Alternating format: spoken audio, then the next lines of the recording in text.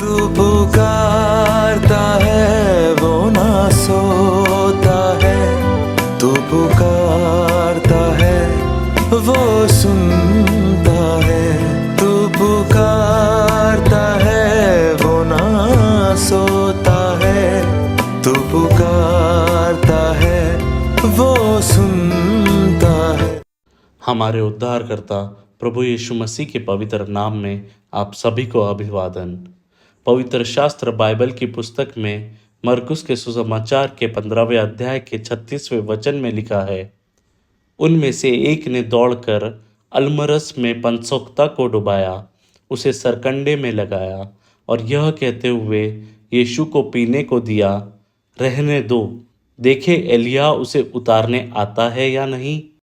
उनकी इन वेदनाओं और कष्टों के बीच प्रभु यीशु क्रिस्त को 2 बार पेय देने का प्रयास किया गया। क्रूस पर चढ़ाए जाने से पहले उन्हें मिश्रित अंगूर का रस देने का प्रयास किया गया, जिससे शायद उनकी चेतना थोड़ी शांत हो जाती और दर्द में भी कुछ कमी आ जाती। लेकिन उन्हें मानव जाति के पापों का पूरा प्रायश्चित करना था, इसलिए उन्होंने वह नहीं लिया। अपने प्राण त्यागने से पहले उन्होंने कहा, मुझे प्यास लगी है। तब उन्होंने पंसोक्ता को अलमरस में डुबाकर उसे एक छड़ी की नोक पर लगाकर उन्हें पिलाया।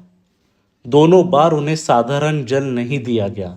प्रश्न यह है कि प्रभु ने मुझे प्यास लगी है ऐसा क्यों कहा? एक तो ताकि शास्त्र वचन पूरा हो, वे ऐसा कह गए। भजन संहिता के 22वें अध्याय में उनके बारे में भविष्यवाणी के रूप में लिखा है, मेरे शरीर को पानी की तरह छलका दिया गया, मेरी ताकत सूख गई जैसे किसी मिट्टी के बर्तन का टुकड़ा हो गया, मेरी जीभ तालू से चिपक गई। भजन संहिता 69 अध्याय के 21वें वचन में लिखा है, उन्होंने मेरी प्यास बुझाने के लिए सिरका दिया।